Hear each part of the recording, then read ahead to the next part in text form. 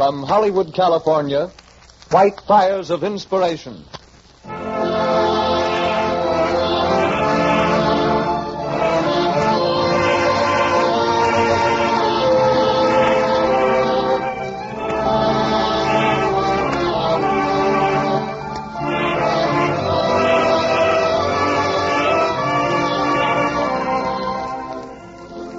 From the myriad pages of literature, from out the countless writings of the English language, a rollicking, absurd, delightful tale emerges and lives. A tale as unique and fanciful as any ever written. The story of Alice in Wonderland. It was created by a professor of mathematics at Oxford University, a man who is the author of several learned treatises on geometry, trigonometry, and mathematical determinants, all of which works are forgotten today, along with his true name, Charles Lutwidge Dodgson. For the world remembers only Lewis Carroll, the creator of Alice in Wonderland. And so tonight, White Fires of Inspiration, written by John Slott, presents the story of Alice in Wonderland, immortal miss and lovely child of fantasy. Wilbur Hatch and the Columbia Orchestra offer the musical settings.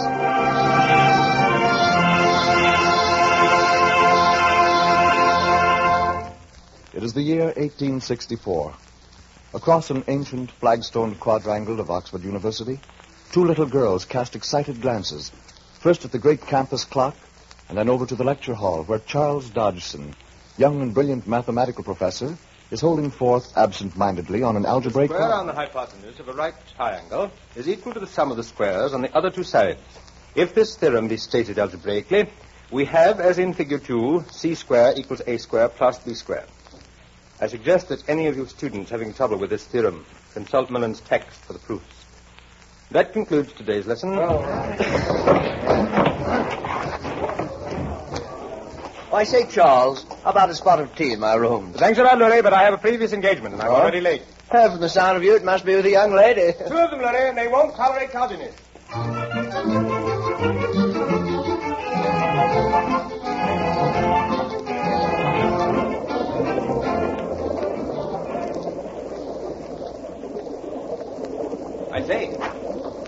I say there. Well, aren't we on speaking terms? Edith is angry. Angry? At who? At you, Mr. Dodgson. Oh, I see. And you, Alice, are you angry too? Well, if I have to tell you that we're angry, then I can't be angry if I speak to you, can I? No, you can't. Because when you speak to a person at whom you are angry, then you are no longer angry. She is too. I am not. Say, what is this all about? I stand accused. What of what? Well, didn't you forget something? Now, let me see. We plan to go to Godster's Bridge and have a picnic. But we have no picnic basket. Good heavens, I did forget. Now, you wait here while I dash to my room and get the basket. We'll be rowing down the river in 10 minutes.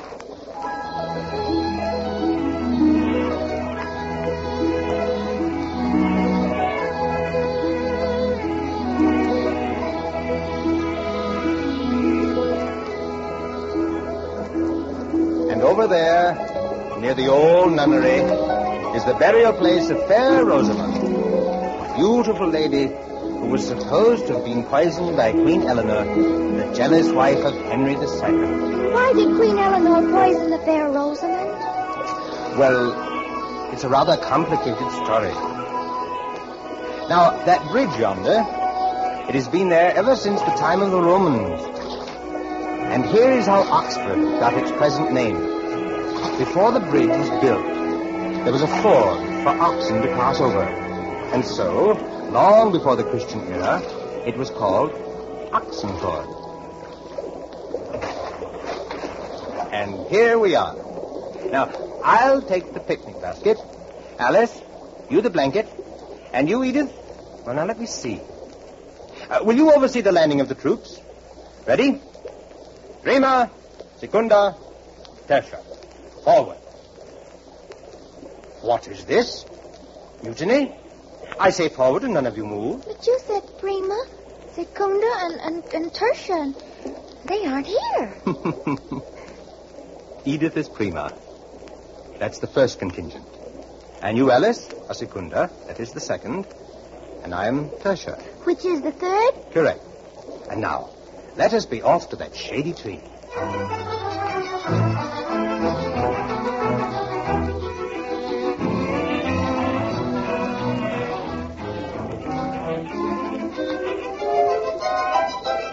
So an apple for each of you. And we've cleaned the picnic basket. Here you are, Edith. And here's yours. One for Alice. Catch it. Hurry, it's rolling down the river.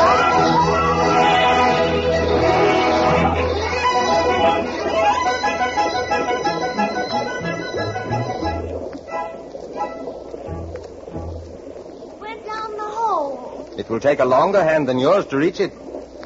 I'm afraid we've lost it. You see, it's a rabbit's hole. And it goes down deep. What does the rabbit do down there? That's where he lives. Does he stay down there all the time? Of course not. He has to get air. How do you know? Because. Look, there he is now, the white rabbit. Catch him, Alice. Catch him. I'll get him. I'll get him. You can't now. He's gone down his hole. Oh, he was such a pretty rabbit. Why did you want to go down that old, dirty hole? Oh, but it isn't an old dirty hole. It's rather a wonderful place down there. Besides the rabbit, there are mock turtles, lorries, and gryphons. Well, then why can't we go down there and visit with them?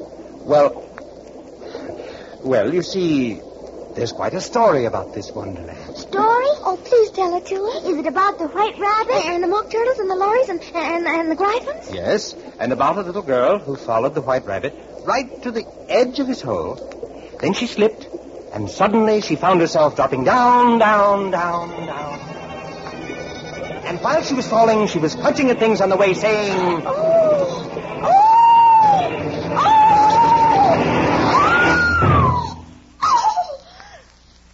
Well,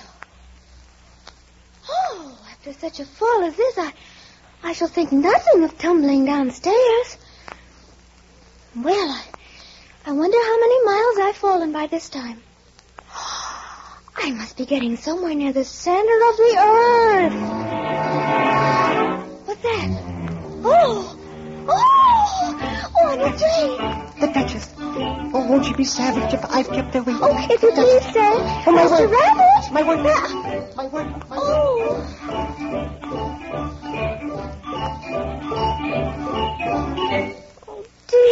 Dear, how queer everything is today. I wonder if I've been changed in the night. I almost think I can remember feeling a little different. But if I'm not the same, the next question is, who in the world am I? Oh, I'm sure I can't be Mabel, for I know all sorts of things, and she knows such a very little. Besides, she's she, and I'm I. Oh, dear, how puzzling it all is. Let me see, I'll try and say, how doth the little crocodile improve his shining tail, and pour the waters of the Nile on every golden scale? How cheerfully he seems to grin, how neatly spread his claws, and welcome little fishes in with gentle, smiling jaws. I'm sure those are not the right words. They simply can't be. Then again, I'm not quite sure. Oh, I must be Mabel after all, and I shall have to go and live in that poky little house and have no toys to play with. Oh, hello, Mr. Mouse. Ooh, Marchette? What? Oh, I beg your pardon. That was the first sentence in my French lesson book. I quite forgot you didn't like cats. We shan't talk about them any longer. As if I would talk on such a subject. Our family always hated cats. Nasty, low, vulgar things. Don't let me hear the name again. Mousie, dear, do come back, and we won't talk about cats anymore. Oh, well, very well. Oh, look at all those funny birds near the pool. Funny? What's so funny about a dodo, a lorry, an eaglet, and a duck? Oh, what are they doing up on the shore? They're trying to get dry. But they're not doing anything about it. They lack leadership. Come along, I'll show them. You just watch me. I shall have it.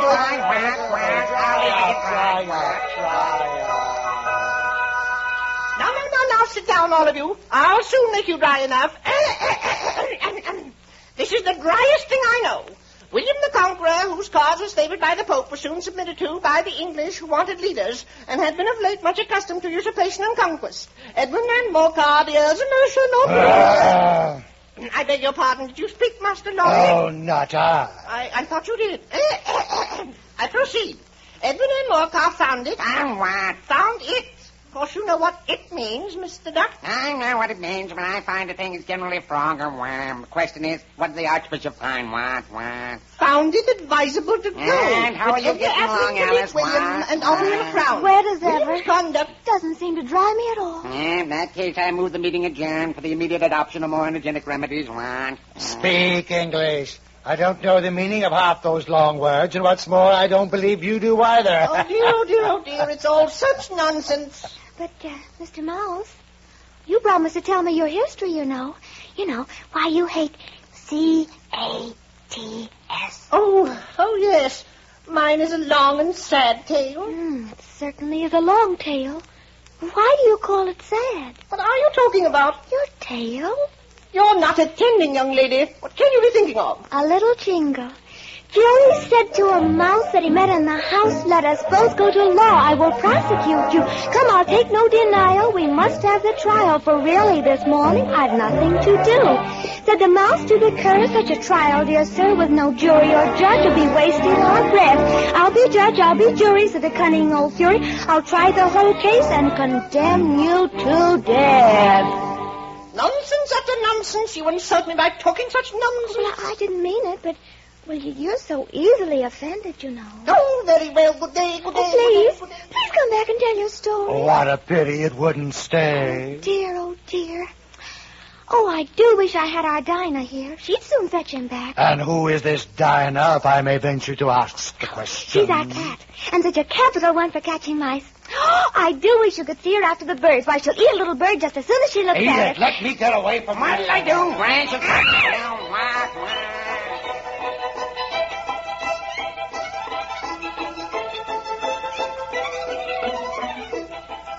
Oh, dear, I wish I hadn't mentioned Dinah. Oh, dear Dinah, I wonder if I'll ever see you anymore. The Duchess. The Duchess. Oh, my dear paws and my furs and my whiskers. She'll get me executed as sure as ferret's a ferret. Oh, dear. Mr. Rabbit. Oh, dear. Oh, dear. Oh, dear. Oh, dear. Oh, Mr. Rabbit. Please, where are you going? Don't leave me here alone. Mr. Rabbit.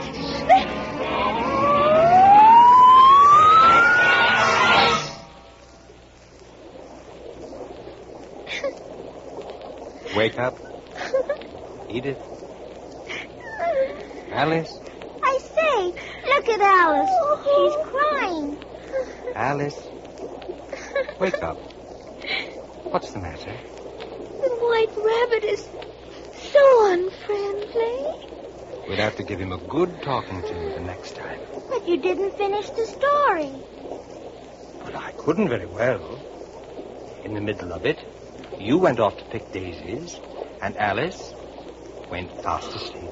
Oh, then I must have dreamed about the mouse and the lorry and the duck and the rabbit. Well, not exactly. But more of that some other picnic day. Now, come along. It's time we're going home.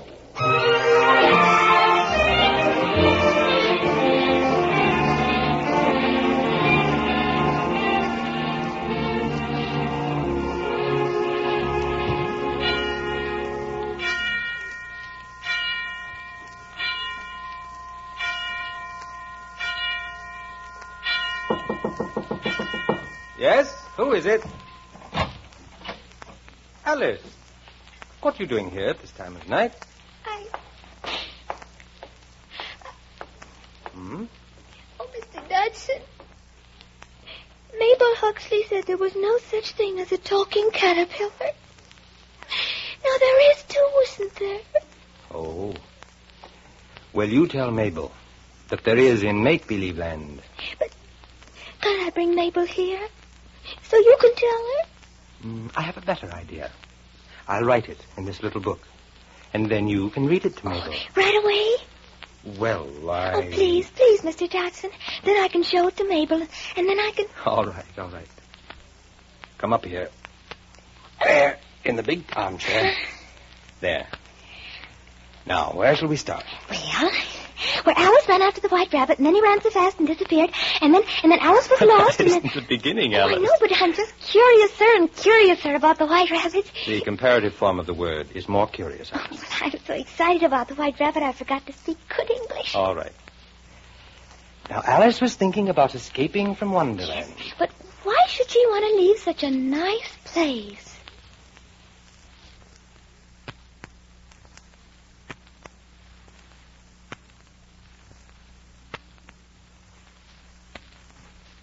Well, people are that way.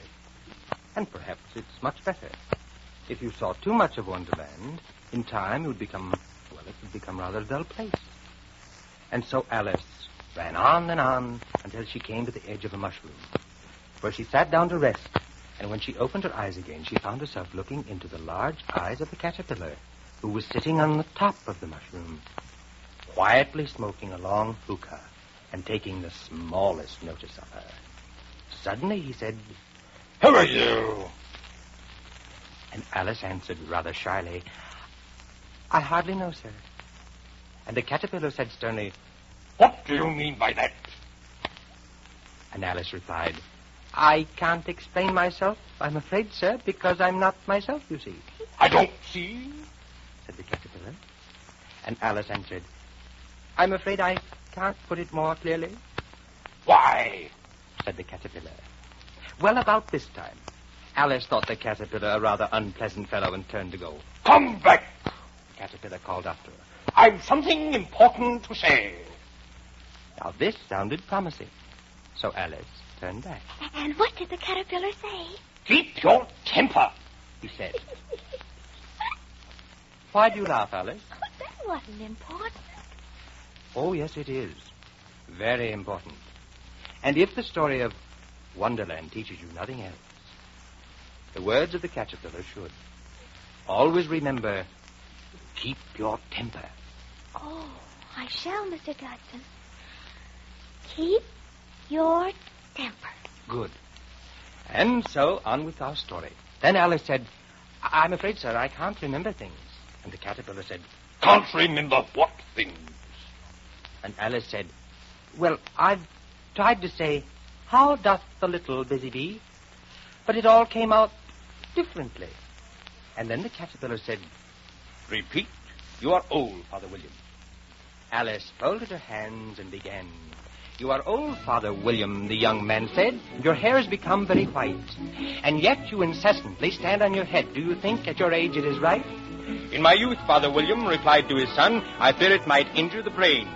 But now that I'm perfectly sure I have none, why, I do it again and again."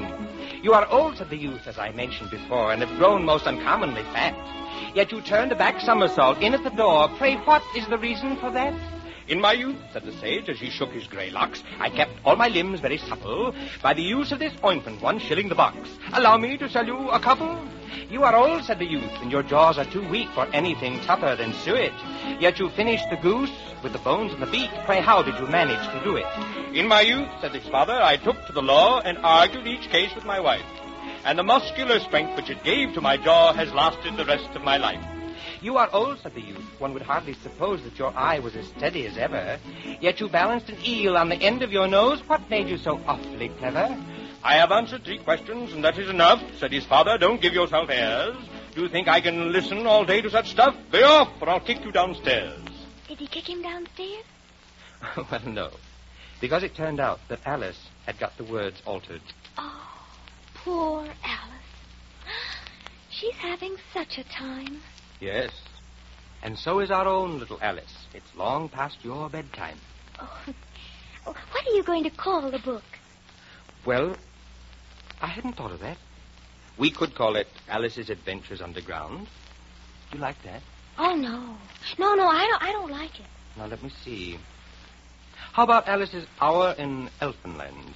Elfinland. But Alice didn't see any elves. Then suppose you suggest a title. I shall have to talk to Dinah. She's the wisest cat. I have it. Why not Alice in Wonderland? Yes. I like that. Because it was a Wonderland, wasn't it? Exactly. Now we're taking you home. Oh, you won't forget to finish the book. No. We'll have it all ready for you on your next lesson. Come along.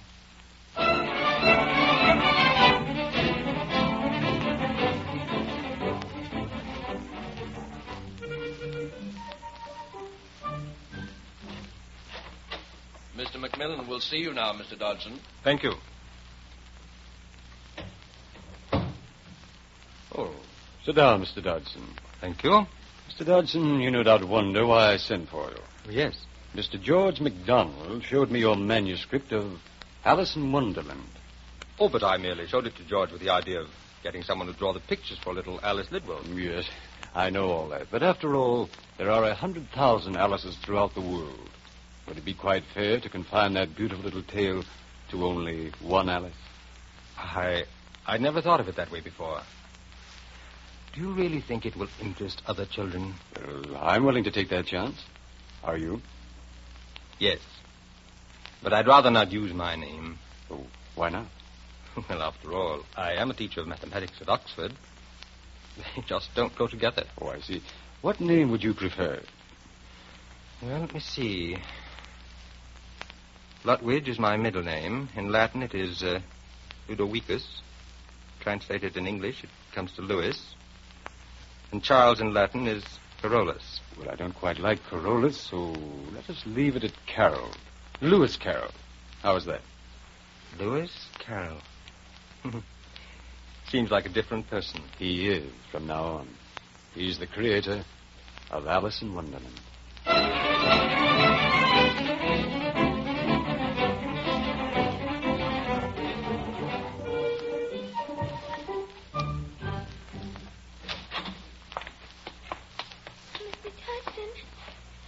Mr. Dodson? Yes, Alice, what is it? Oh, it's awful. It's awful. Well, what is awful, Alice? Mabel has a poem in her Alice in Wonderland book. And I haven't any in mine. But doesn't it make you happy that your book is the only one of its kind in the whole world? Besides, the poem was an afterthought. I know, but why can't I have the poem on the front page? Very well. I'll print in your book.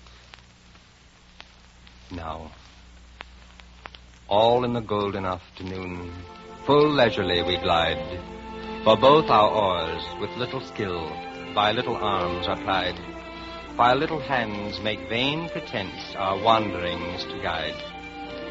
Anon to sudden silence one, in fancy they pursue the dream child moving through a land of wonders wild and new, in friendly chat with bird or beast, and half believe it true.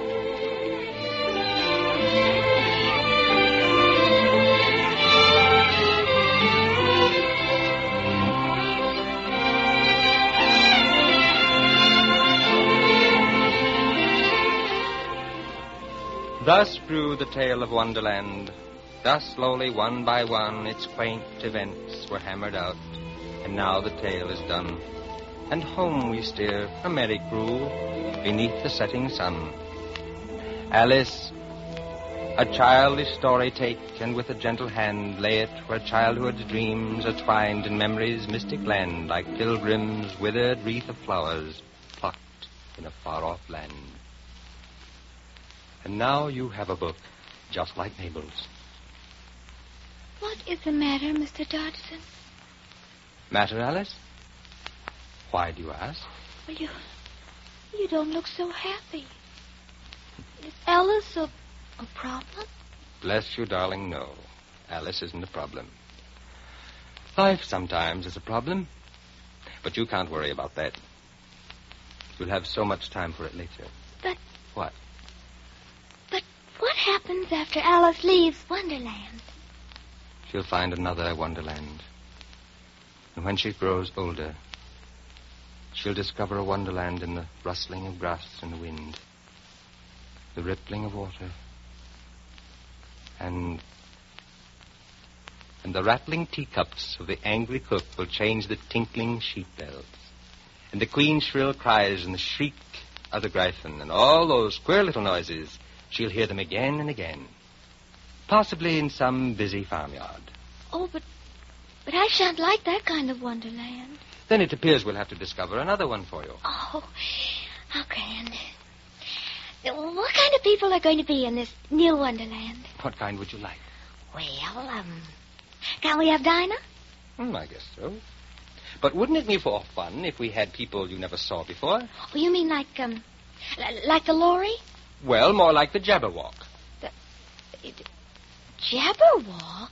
Yes. You see, when Alice steps into Looking Glass Land, the first thing she sees is a book, and in this new land, she has to learn the new language. Everything is written backwards. So what does Alice do? She picks up the book, holds it to the looking glass, and this is what she reads. 'Twas brillig in the slithy toves, did gyre and gimble in the wabe. All mimsy were the bearer groves, and the mum outgrabe. Beware the Jabberwock, my son, the jaws that bite, the claws that catch. Beware the Jub-Jub bird, and shun the frummiest bandersnatch. He took his vorpal sword in hand, long time the maxim foe he sought. So rested he by the tum-tum tree, and stood a while in thought. And as in uppish thought he stood, the Jabberwock, with eyes of flame, came whiffing through the tudgy wood, and burbled as it came. 1, 2, 1, 2, and through the vorpal blade went snicker-snack. He left it dead, and with its head he went glumping back. Oh, Mr. Dawson, teach me to speak like the Jabberwock. All right, you repeat after me. And hast thou slain the Jabberwock? Come to my arms, my beamish boy. And hast thou slain the Jabberwock? Come to my arms, my beamish boy. Now this is a chore. Oh, frabjous day, calloo, calais. Oh, I can't say that. You will, my dear. And someday all your little friends all over the world will say, oh, frabjous day, calloo, calais.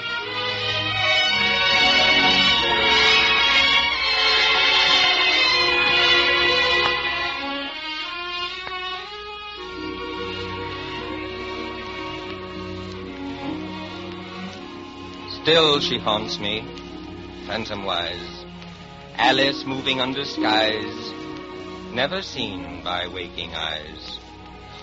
Children yet the tale to hear, eager eye and willing ear, lovingly shall nestle near. In a wonderland they lie, dreaming as the days go by, dreaming as the summers die. Ever drifting down the stream, lingering in the golden gleam. Life, what is it but a dream?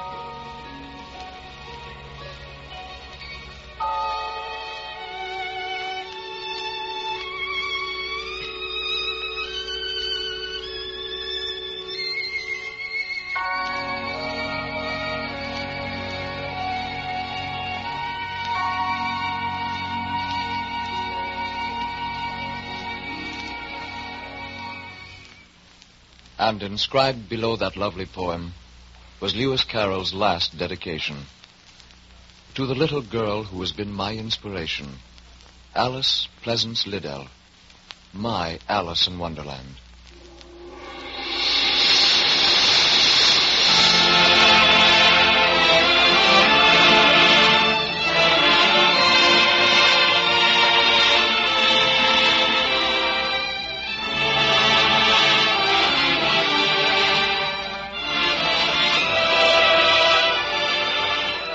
And so concludes the absurd, rollicking, delightful story of that immortal little miss, Alice in Wonderland.